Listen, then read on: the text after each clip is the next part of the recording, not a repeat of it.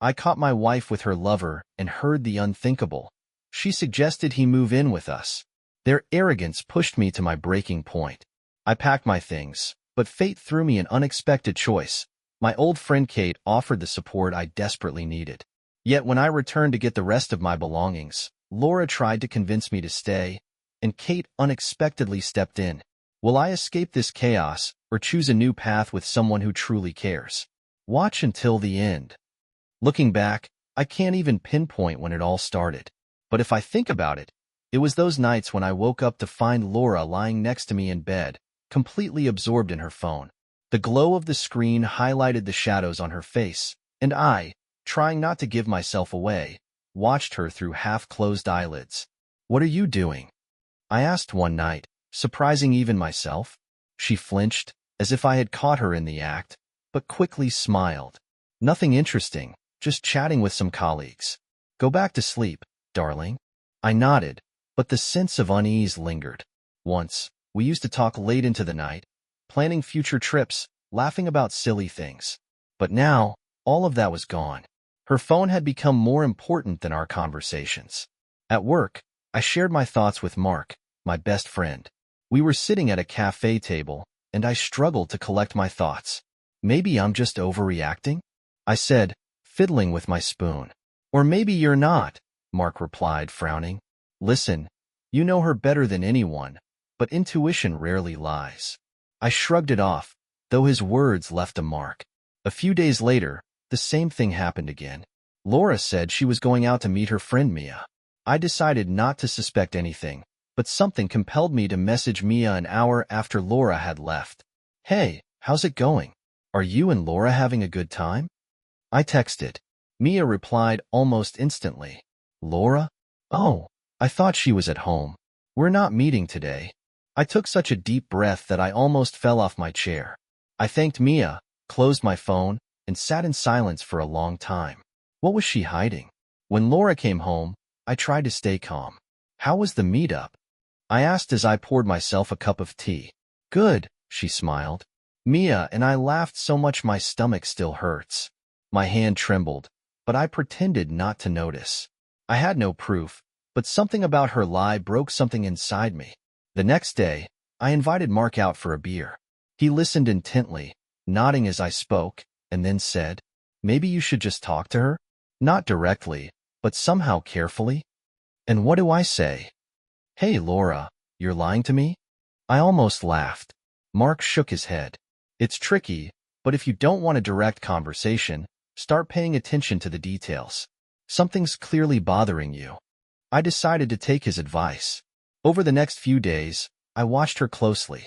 Her phone was always nearby, and the screen would go dark the moment I approached. She started staying late at work more often, always explaining it with urgent projects.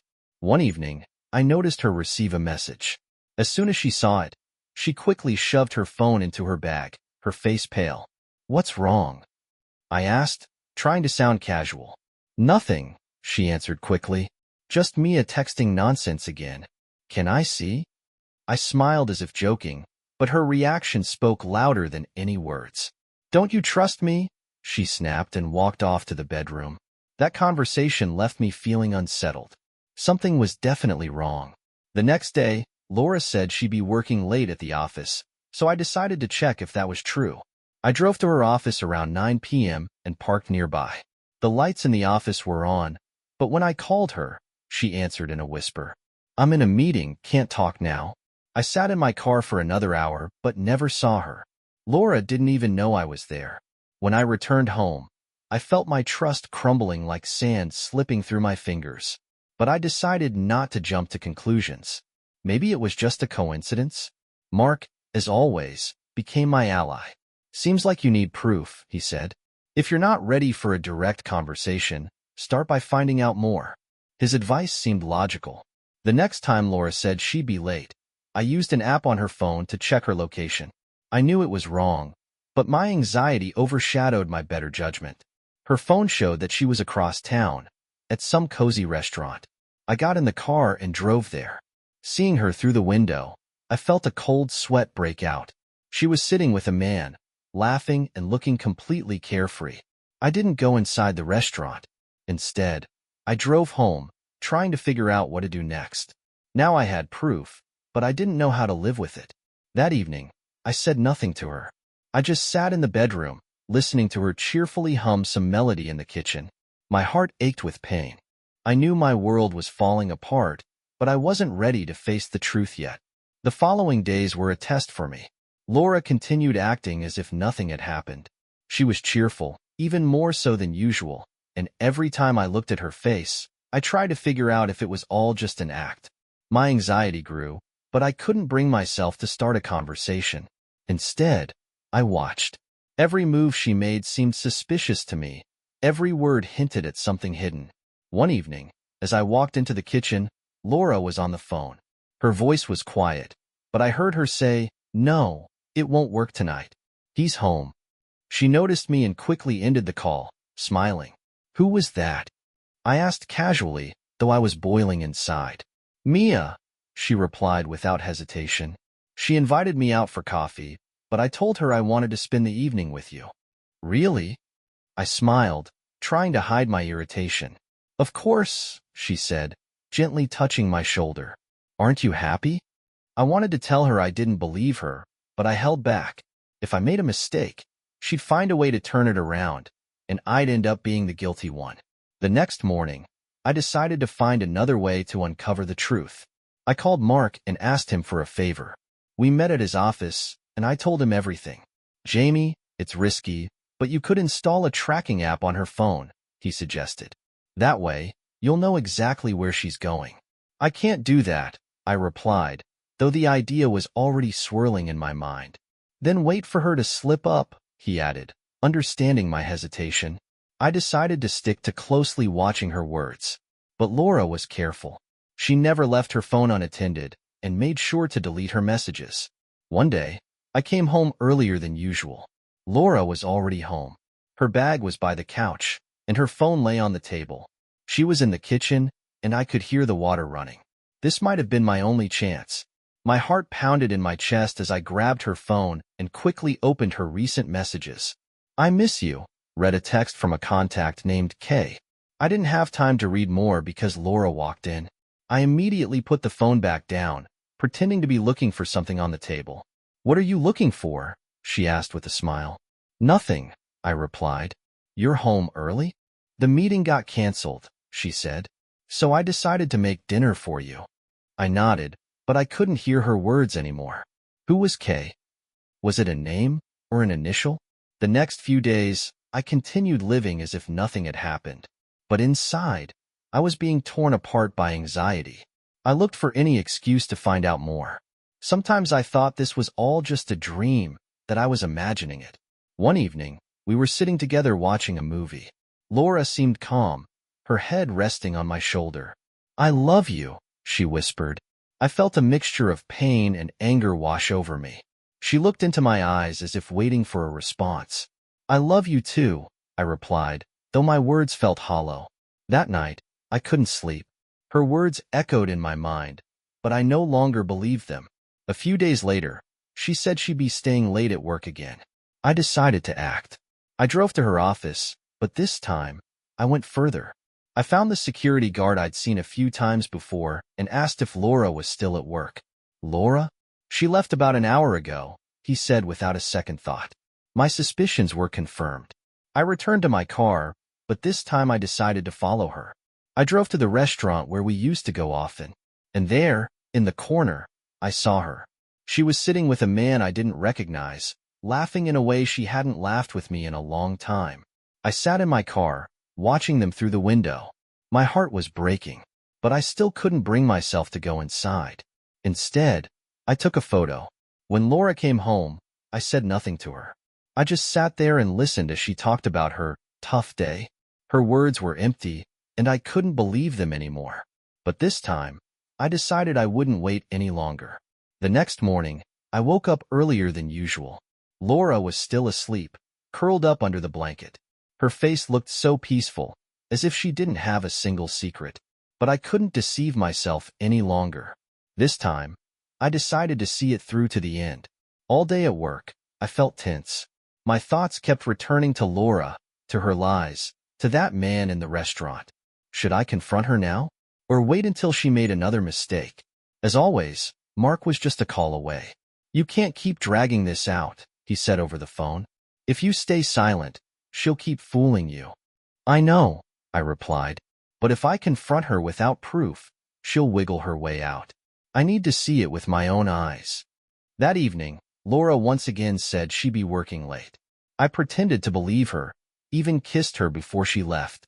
Don't wait up, she said, putting on her coat. I'll probably be late. All right, I nodded, watching her close the door behind her. Half an hour later, I left the house and got into my car.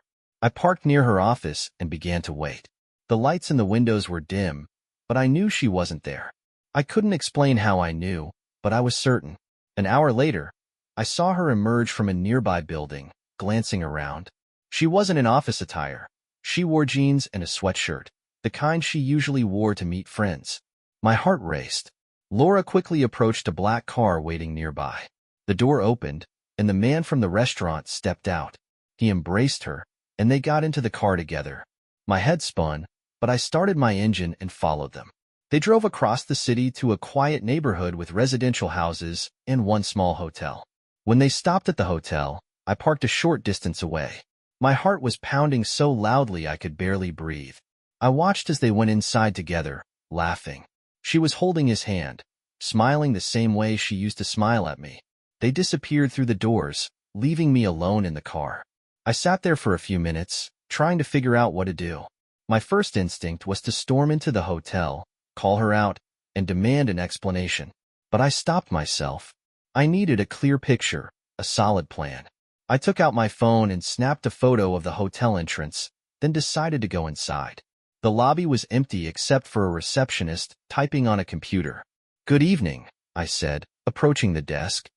Can I find out if a woman named Laura is staying here? The receptionist looked up, surprised, but then replied, I'm sorry, we can't disclose guest information. I nodded, pretending to understand, but I wasn't deterred. I knew I had to wait. An hour later, they came out. She was holding his hand, and they looked so happy, as if nothing in the world could trouble them. I took a few more photos, keeping my composure. That night, I didn't go home right away. I drove aimlessly through the empty streets, trying to calm my thoughts. What was I supposed to do next? How could I move forward from this? At dawn, I decided to go to Mark's place. He opened the door and, seeing me, immediately knew something had happened. She really did it, I said, collapsing onto his couch. I saw it all with my own eyes. Are you sure? He asked, though his tone already held the answer. They were together at the hotel. I took pictures. Mark fell silent, searching for the right words. Do you want to confront her? No, I replied after a pause. I want her to confess herself. The next evening, I acted as if nothing had happened. Laura came home late, but I greeted her with my usual smile. How was your day? I asked, serving her dinner. Exhausting, she said, avoiding eye contact. You look tired. Maybe you should take a day off. She let out a nervous laugh. You know I can't. I nodded and shifted the conversation to something else. Inside, I was torn apart by the urge to tell her everything, but I held back. A week passed in tense silence. Laura acted as if nothing had happened, but I noticed every little detail. Her avoidance of eye contact, her rushed excuses, her restless movements. Finally, I couldn't take it anymore. One evening, as we were having dinner, I took out my phone and placed it on the table. Laura, we need to talk, I said calmly. She looked up, fear flashing in her eyes. What's wrong? I think you know what's wrong. I opened the photos and showed them to her. Her face turned pale, and her hands started to tremble. Jamie, I can explain. Really? I looked her straight in the eyes. Then go ahead. She sighed and, lowering her head, began to speak.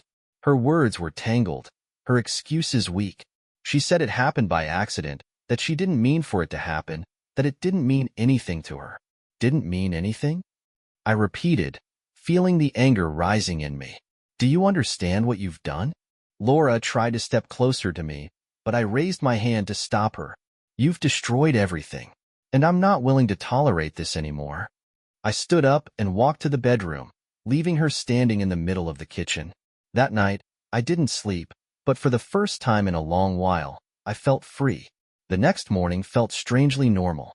Laura acted as if nothing had happened. She made herself coffee, offered me a toast, and even tried to joke, but I stayed silent. I sat at the table, staring at the cup in front of me without attempting to take a sip. "Jamie, we can't just leave things like this," she finally said, carefully sitting across from me. Her voice was tense, but she tried to sound gentle. "We need to talk." I slowly raised my head and looked at her. Her eyes were filled with a mixture of guilt and hope. "Talk?" I repeated coldly. "What is there to talk about, Laura? Everything has already been said." She pushed her cup aside, seemingly searching for the right words. "It was a mistake," she whispered. "I don't know how it happened. I didn't think it would go that far." I laughed, but it came out bitter. "You didn't know? Really?" I leaned in closer, feeling the anger boil inside me. "You went to restaurants with him. You held his hand. You went into a hotel with him. And you're telling me this happened by accident?" "Jamie, I love you," she interrupted, her voice trembling. "It didn't mean anything to me." "It meant enough for you to lie to me for weeks," I replied. She lowered her head, tears streaming down her cheeks. "I was lonely," she said. "You changed. You became cold, distant. I didn't know how to reach you." I wanted to get angrier, but her words stopped me. "Cold? Distant? Was I really like that? Are you blaming me?" I asked quietly. "No," she quickly replied. I want you to understand how it happened." I looked away, feeling the tension inside me begin to dissipate. But I wasn't ready to forgive. "Understand this, Laura," I said finally. "I can't forget what I saw." We sat in silence for a few minutes. Laura remained still, as if afraid any movement might break me. "What do you want to do next?" she asked. I looked at her and realized I didn't know the answer. "I'm not sure," I said, "but I need some time." She nodded, as if accepting that. The next few days passed in tense silence. Laura avoided conflicts, cooking, cleaning, even leaving me notes of apology, but I couldn't bring myself to respond. One day, when I got home from work, I found an envelope on the kitchen table. My name was written on it. I opened it and found a letter. "Jamie, I know I've destroyed everything. I can't turn back time, but I want you to know how deeply sorry I am. I have no excuses, only apologies. I understand if you never want to see me again, but please, give me a chance to make it right. I'm willing to do whatever you say. Laura." I read the letter several times. Inside me, anger and sympathy clashed. Part of me wanted to give her a chance, but another part screamed that it would be a mistake. That evening, Mark called me. "How are you?" he asked. "Honestly, I don't know," I replied. "Maybe you need to distract yourself a bit?" Mark suggested. "I heard there's a new bar in town. Let's check it out." I agreed, thinking it might help me take my mind off things for a while. We met an hour later. The bar was crowded, but we managed to find a spot by the counter. Mark ordered us a couple of beers and started talking about his own life. But I barely listened to him. My thoughts were far away. "Jamie?" I suddenly heard a familiar voice behind me. I turned around and saw Kate, a long-lost friend I hadn't seen in years. She looked surprised but genuinely happy to see me. "Kate, is that you?" I almost spilled my beer in shock. "Yes, it's me," she laughed. "Wow, it's been so long."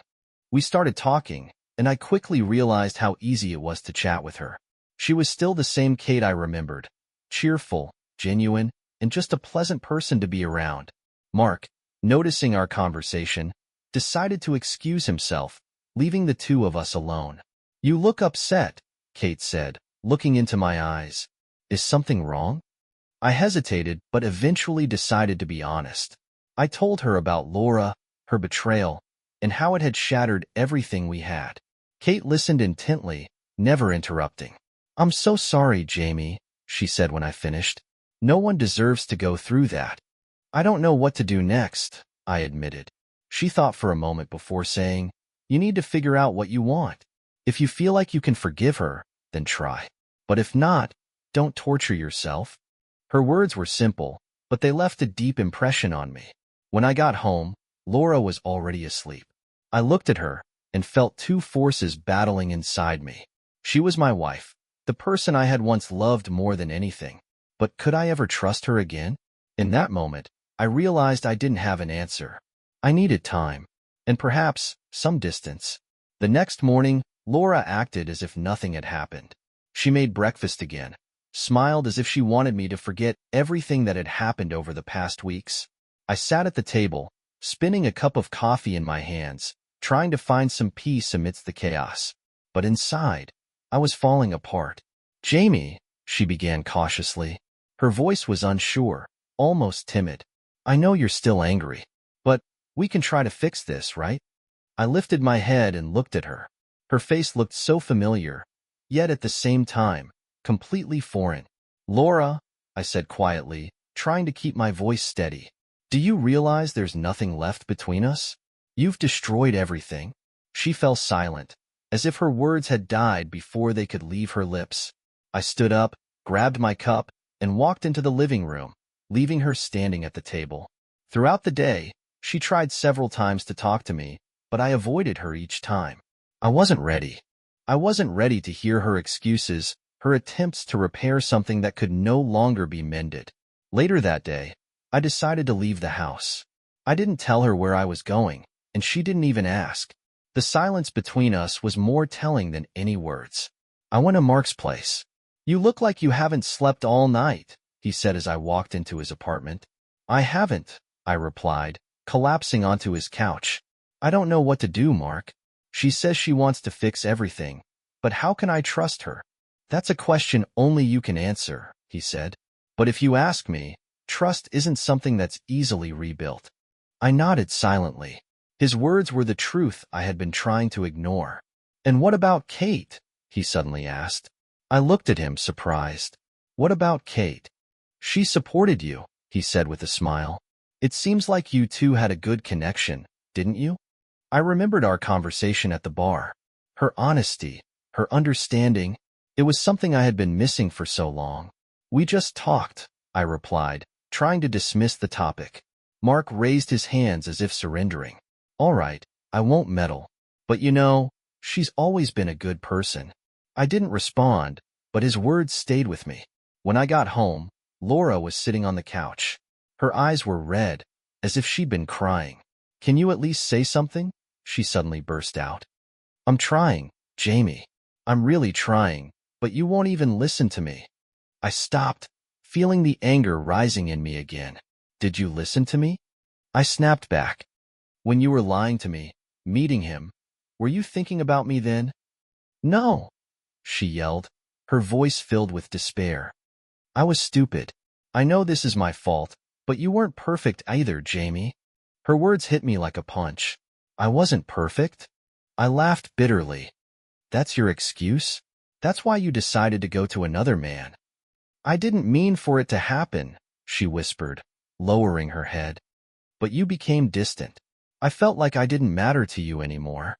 Her words made me pause. Maybe I had made mistakes.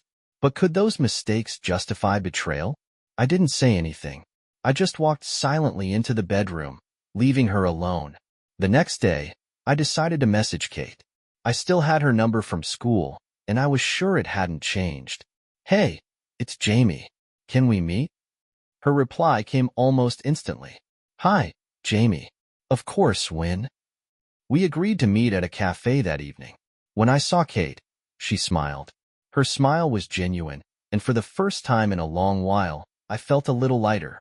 "It's good to see you," I said, sitting down at the table. "You too," she replied. "How are you?" I briefly told her about everything that had been happening. She listened without interrupting, and when I finished, she said, "Jamie, you deserve to be happy. Don't let anyone ruin your life." Her words were simple, but I could feel they came from the heart. We spent a few hours together, and it felt like a breath of fresh air. When I got home, Laura was waiting for me. "Where were you?" she asked. "I met with a friend," I replied, avoiding her gaze. "Kate." Her voice was filled with suspicion. I was surprised but didn't show it. "Yes," I answered honestly.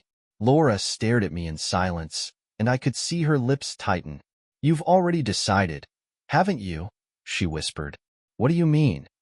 You want to be with her, she said, her voice starting to tremble. I didn't respond. I wasn't sure what I wanted myself, but deep down, I felt this was all leading to the end. When I came home that evening, something felt off. The living room lights were on, but instead of the usual quiet sounds of home, I heard laughter. A man's laughter. I froze in the doorway, feeling a chill run down my spine. Oh, you're home, Jamie.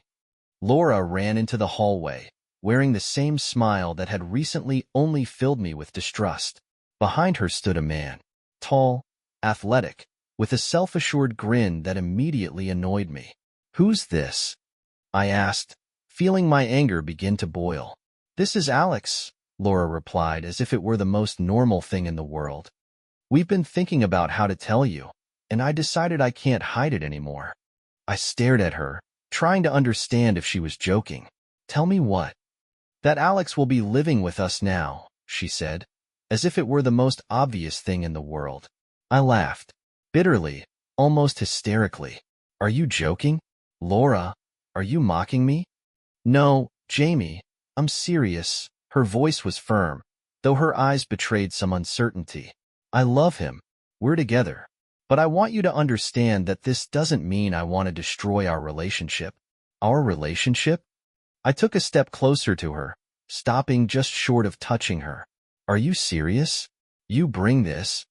I gestured toward Alex, who stood in the corner with his arms crossed and a smug grin that was already irritating me. And you're telling me this doesn't destroy our relationship? Jamie, she started again, her voice taking on a pleading tone. I just want us to find a way to live together. Together? I felt myself trembling. You want me to live under the same roof with this man? It's the best solution for everyone, Alex interjected, smiling as if this had been his brilliant idea. We can all handle this like adults. I looked at him, and the urge to punch him grew stronger with every second. Excuse me, but who are you, exactly? I stepped closer to him. You destroyed my marriage, and now you want to live here? Jamie, calm down, Laura interrupted. This is complicated, but I know you'll understand. No, I won't understand, I said, turning back to her. And I'm not going to tolerate this any longer. At that moment, the doorbell rang. I couldn't even imagine who it could be. I opened the door, and there was Kate. She looked concerned, but the moment she saw my face, she knew something was wrong. Is everything okay? She asked, her voice soft but full of concern. I sighed and gestured for her to come in. No, Kate, everything is far from okay, I replied, closing the door behind her. Laura walked into the hallway and saw Kate. Her face froze for a moment, but then she forced a smile, the same fake smile that had begun to drive me insane. Oh, hi, she said. What are you doing here? I came to see Jamie, Kate replied, ignoring Laura's tone. Great, Laura crossed her arms. Maybe you can explain why you're here when we're trying to sort out our family matters? Kate looked at me, and I could see the question in her eyes. She brought her new husband, I explained, smiling bitterly. What? Kate stared at Laura. Are you serious? Yes, Laura said, as if she felt no shame at all. Alex and I decided it was best to be honest. Kate laughed, but it wasn't a laugh of joy. It was one of disbelief and outrage. You think this is normal? She asked, stepping closer to Laura. You cheated on Jamie, and now you bring someone home and expect him to just accept it? This isn't your business, Laura snapped, glaring at her. No, it is my business, Kate said, her voice cold. Because I'm here to support Jamie. Laura looked at me as if she expected me to say something. You want to know what I think? I said finally. I think you've lost the right to ask anything of me. That's your choice, Jamie, Laura said, turning back to Alex. But I'm not going to leave Alex. And you don't have to, I replied, because I'm leaving both of you. I turned to Kate and said, let's get out of here. She nodded, and together we left, leaving Laura and her husband in the house that was no longer mine. When we got into the car, Kate carefully asked, Are you really ready to do this? Yes, I replied, staring straight ahead. I can't live like this anymore. In that moment, I realized I had made the right decision. It was the beginning of something new, even if I didn't yet know what lay ahead. We drove in silence, the car gliding quietly through the empty streets, while I stared at the road ahead, as though trying to find answers among the shadows of the streetlights. Kate sat beside me, occasionally casting caring glances my way. Her presence was comforting, but the words still stuck in my throat. Jamie, Kate finally broke the silence, her voice soft but firm. Where are we going? I sighed, her question pulling me back to reality. I don't know, I admitted. I just need some time to think. Kate nodded, seeming to understand, but her eyes remained full of concern. Let's stop somewhere, she suggested. We both need a break. I thought about it and realized she was right. A few minutes later, we found a small roadside cafe, the kind of place that was never too crowded. I parked the car, and we went inside. A waitress led us to a cozy table by the window. We ordered coffee, and I tried to collect my thoughts. Jamie, Kate began again, her voice warmer than ever. I know you're hurting right now, but you did the right thing. The right thing? I laughed bitterly, shaking my head. What's right about this, Kate? I left my home, everything we built together. She destroyed it, not you, Kate said gently. You just refused to live a lie. I wanted to respond, but at that moment, the waitress brought our coffee. I nodded at her in thanks and tried to distract myself by stirring sugar into my cup. What's next? I asked after a long pause. How do I start over? Step by step, Kate said with a smile. Don't rush. Just let yourself be honest with yourself. Her words were simple, but they stayed with me as we finished our coffee and headed back to the car. Kate suggested I stay at her place for the night, and though I hesitated, I eventually agreed. We arrived at her apartment around midnight. It was a cozy space with soft lamp lighting and warm colors that immediately gave off a sense of calm. Kate made me tea and sat next to me on the couch. You can stay here as long as you need, she said. I don't want you to feel alone. Thank you, I said, looking at her. But I already feel less alone with you here. Kate smiled, and a silence settled between us. Not the kind of silence that tormented me at home, but one of understanding, where no words were necessary. The next morning, I woke up feeling like something had shifted. Sunlight streamed through the curtains, and for the first time in a long while, I felt a little lighter. Kate was already in the kitchen, and the aroma of freshly brewed coffee filled the air. Did you sleep well? She asked when I walked in. Yeah, better than I expected, I replied, sitting at the table. She set a cup of coffee in front of me and sat across from me. What are you planning to do today? I don't know, I answered honestly. I guess I need to figure out where I'll live now. You're welcome to stay here until you find your own place, Kate said, her voice full of care. I nodded, grateful for her support. But even in that moment, I knew it was a temporary solution. Later that evening, I decided to go back home to gather my things. Kate offered to come with me, but I declined. This was my battle. When I walked into the house, Laura was home. She was sitting on the couch, and Alex stood nearby. Their faces froze when they saw me. Jamie, Laura began, standing up. What are you doing here? I'm here to get my things, I replied, trying to stay calm. You can't just leave, she said, her voice tense. We need to talk about this. Talk? I laughed, looking at her. Laura, what's there to talk about? You made your choice. Alex took a step forward, and I could feel the tension in the room rising. Hey man, calm down, he said. We can figure this out without drama. Without drama? I stepped closer, looking him directly in the eyes. Are you serious? You ruined my life, and now you're telling me to calm down? Jamie, please, Laura interrupted, her voice pleading. I didn't want it to end like this. But it did. I cut her off. And now all I want is to leave and never see either of you again.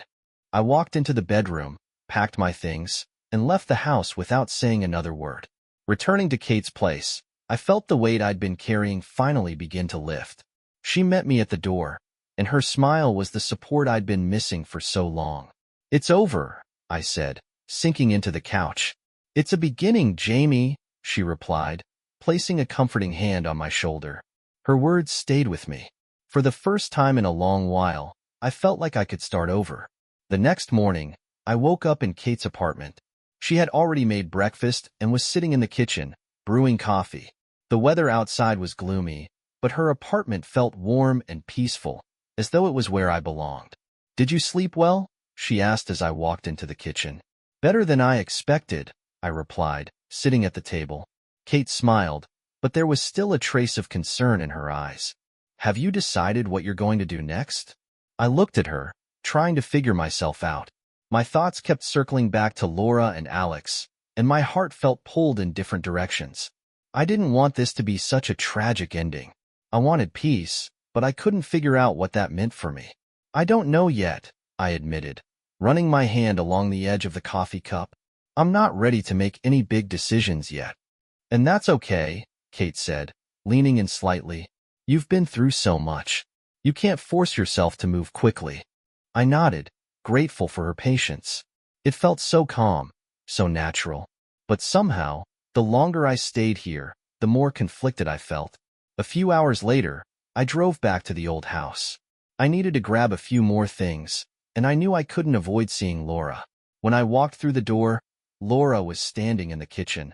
Her expression just as it always was, cold but filled with emotions beneath the surface. "Have you decided what you're going to do?" she asked without looking up. "I'm here to get my things," I replied, trying to remain calm. "I can't stay here anymore." "You want it to end just like that?" Her voice began to tremble. "You want me to just disappear from your life?" I could feel the tension in the room growing. "I don't want you to disappear, Laura," I said, though it felt like the words were more for me than for her. "But I can't stay here." "And what happens next?" she asked, finally looking up at me. "Have you decided to be with her? Are you leaving me for her?" I fell silent. My thoughts became scattered once again. What did I really feel? Was I ready to let go of everything we had? Suddenly, I heard footsteps. Kate was standing in the doorway, her eyes dark and full of determination. "I don't want to be part of this," she said, her voice cold but steady. "But I'm not going to leave you to face this alone." I looked at her, my heartbeat quickening. "Kate." I couldn't finish the sentence. The words disappeared. Laura smiled, as though she knew I was on the edge of something. "You want a choice?" she asked, turning to Kate. "Do you want to take him for yourself?" Kate didn't respond. She stood there, as if bracing herself for whatever was about to happen. And I realized I was standing at a crossroads. And this choice wasn't as simple as I thought it would be. What would you do in Jamie's place? Leave it all behind and move forward, or try to rebuild what you had with Laura?